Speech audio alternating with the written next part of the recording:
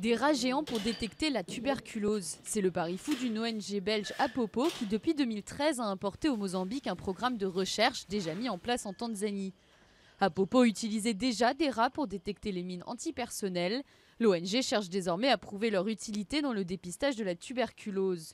Une maladie qui, selon l'OMS, touchait 9 millions de personnes dans le monde en 2013.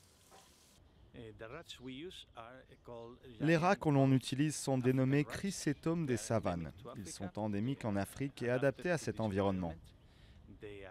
Ils pèsent entre 1 et 1,5 kg et mesurent environ 30 cm de long.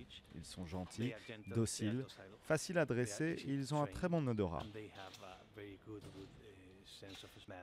Ce qui les rend capables d'identifier cette odeur particulière qu'a la tuberculose.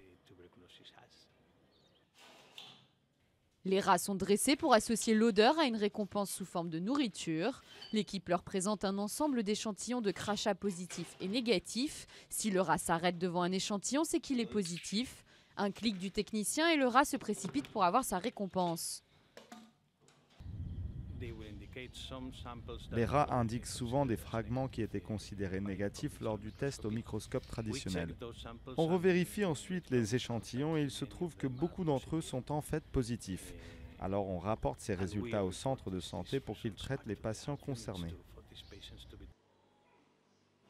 En 2 ans, Apopo aurait ainsi permis de déceler la bactérie responsable de la tuberculose chez plus de 1200 personnes mal diagnostiquées.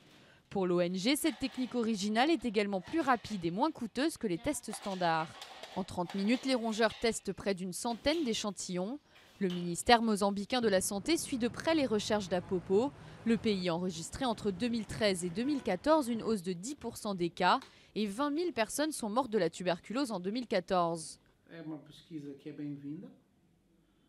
C'est une recherche qui est la bienvenue et au ministère de la Santé, nous sommes intéressés de savoir ce que cette recherche donnera au final.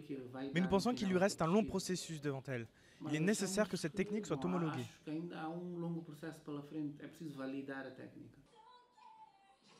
Apopo compte désormais multiplier les tests et généraliser sa technique à d'autres régions du pays afin de lancer le processus d'homologation auprès de l'OMS, un processus qui pourrait prendre 5 à 6 ans.